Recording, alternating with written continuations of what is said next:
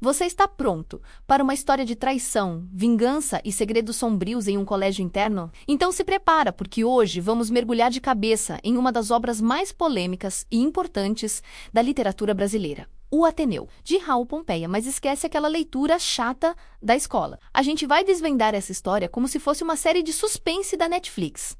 Vamos começar do começo. Conheça Sérgio, um garotinho de 11 anos que está prestes a entrar em um novo mundo. Seus pais o matriculam no Ateneu, o colégio interno mais famoso e respeitado do Rio de Janeiro no século XIX. O diretor, um tal de Aristarco, é pintado como um gênio da educação, quase um deus. O colégio parece um paraíso, com seus jardins impecáveis e estrutura grandiosa. Para o pequeno Sérgio, é o início de um sonho. Ou era o que ele pensava. Logo no primeiro dia, a realidade bate na porta. O Ateneu não é um paraíso, é uma selva. Os alunos mais velhos são os predadores. E os novatos, como Sérgio, são as presas. Aquele ambiente de sonho se transforma em um pesadelo de bullying, humilhações e jogos de poder. Sérgio, que era um menino sensível e protegido, precisa aprender a sobreviver. Ele percebe que a inocência não tem lugar ali dentro.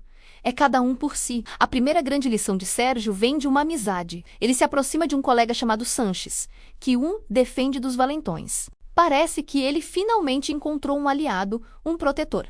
Mas essa amizade tem um preço. Sanches começa a se tornar possessivo, controlador, e Sérgio se sente sufocado, como se estivesse em uma gaiola. Ele entende que, no Ateneu, até a amizade pode ser uma forma de dominação. É aí que ele decide romper com Sanches e essa decisão vai custar caro. Sanches, sentindo-se traído, se vinga, expondo Sérgio e o humilhando na frente de todos. É a primeira grande traição e ela marca Sérgio para sempre. Depois dessa decepção, Sérgio se fecha. Ele tenta se virar sozinho, mas o Ateneu é implacável. Ele acaba se envolvendo com outros colegas, cada um representando um tipo diferente de relação. Tem o Franco, um garoto rebelde que o ensina a ser mais durão. Tem também o Egbert, uma amizade mais pura, mais intelectual, que lhe dá um respiro de esperança. Mas a sombra de Aristarco, o diretor, está sempre presente.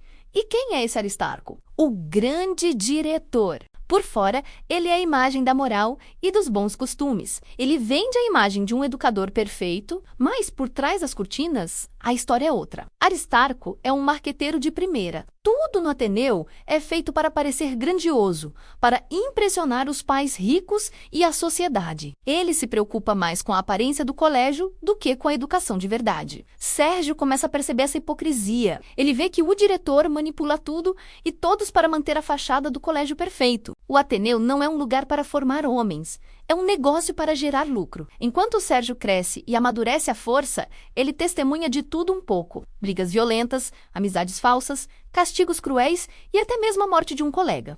Cada evento é uma peça no quebra-cabeça que molda sua personalidade. Ele deixa de ser o menino ingênuo e se torna um observador cético e desiludido. Ele aprende a ler as pessoas, a entender os jogos de poder e, acima de tudo, a desconfiar de todo mundo. O Ateneu é uma miniatura da sociedade, com toda a sua crueldade e falsidade.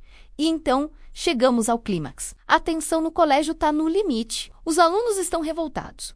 O sistema opressor de Aristarco está prestes a ruir. Um dos ex-alunos, Américo, que guarda um profundo rancor do colégio e do diretor, retorna e ele não volta para uma visita amigável. Em um ato de vingança desesperada, ele provoca um incêndio. O Ateneu, aquele símbolo de poder e prestígio, é consumido pelas chamas. O fogo é devastador. É o fim do colégio, mas também é uma libertação. Para Sérgio, ver o Ateneu queimar é como assistir ao fim de sua própria prisão. Aquele lugar que o moldou através da dor e do sofrimento finalmente se desfaz em cinzas. É um final trágico, mas ao mesmo tempo poético. O incêndio não destrói apenas as paredes. Ele destrói todo o sistema corrupto e hipócrita que Aristarco construiu. Sérgio sobrevive, mas ele nunca mais será o mesmo. A experiência no Ateneu o transformou em um adulto cético, alguém que viu o pior lado da natureza humana. Agora que você está por dentro do suspense, vamos falar sério. Por que o Ateneu é tão importante para o vestibular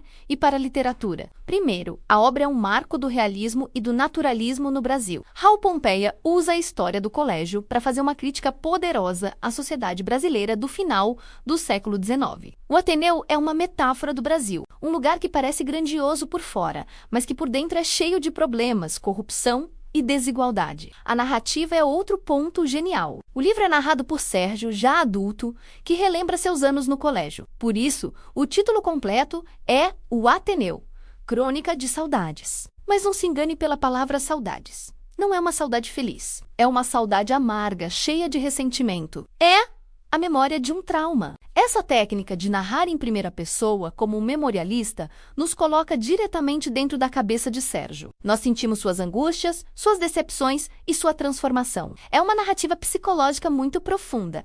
E o estilo de Raul Pompeia é simplesmente brilhante. Ele mistura a objetividade do realismo com a subjetividade do impressionismo. Sabe como um pintor impressionista usa pinceladas para criar uma atmosfera? Pompeia faz isso com palavras. Ele descreve as cenas não como elas são, mas como Sérgio as sente. As emoções, as sensações, os cheiros, tudo é muito vivo. Isso torna a leitura uma experiência sensorial. Vamos falar um pouco sobre o autor. Raul Pompeia. Ele foi um cara à frente de seu tempo. Abolicionista republicano, um intelectual engajado. Ele viveu intensamente as transformações políticas e sociais do Brasil. E toda essa intensidade está em sua obra. O Ateneu foi seu único romance, publicado primeiro em capítulos de jornal e depois como livro em 1888, o ano da abolição da escravatura. Infelizmente, Pompeia teve um fim trágico. Ele era um homem de temperamento forte. Envolveu-se em muitas polêmicas e, sentindo-se caluniado e incompreendido, tirou a própria vida aos 32 anos.